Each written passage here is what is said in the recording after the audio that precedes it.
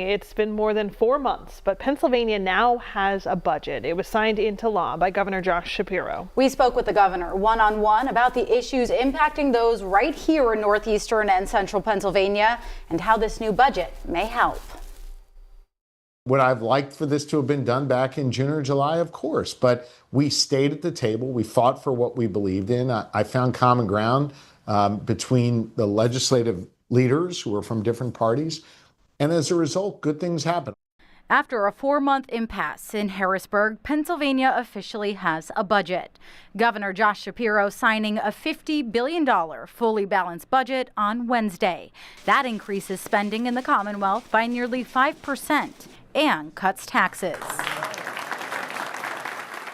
He spoke one-on-one with Newswatch 16 about the issues impacting northeastern and central Pennsylvania, including affordability and a new working family tax credit.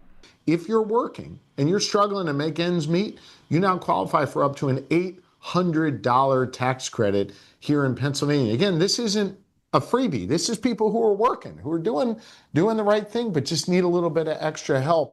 With a delay in the budget, schools across the region were operating for months without funds. Not only will it get back pay, Governor Josh Shapiro says this budget delivers $900 million more in funding for public schools. Our schools in Luzerne County, right?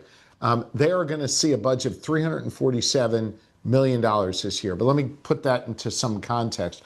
That represents a $40 million increase over just last year.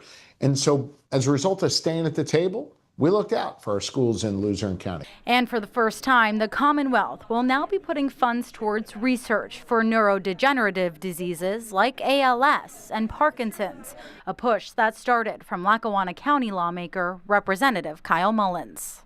He just wanted to do something to not only honor his pop's memory, but to do something that would help others who are battling this brutal disease. It also brings some help to farmers and those going hungry in Pennsylvania. And so in this budget, we increase the amount of funding available for our farmers to be able to produce the food that ends up in our food banks across Pennsylvania. He says this budget isn't far from his original proposal earlier this year. However, legalizing marijuana, taxing skill games, and mass transit didn't make it to the finish line. There's still a number of things we're going to work on, but make no mistake, we got a lot done in this budget on a bipartisan basis, and that's because we stayed at the table and we continued to work hard. With the extra funding headed towards our public schools, coming up at 6, we'll explain what exactly this means for students and why cyber and charter schools will be seeing a change in funding.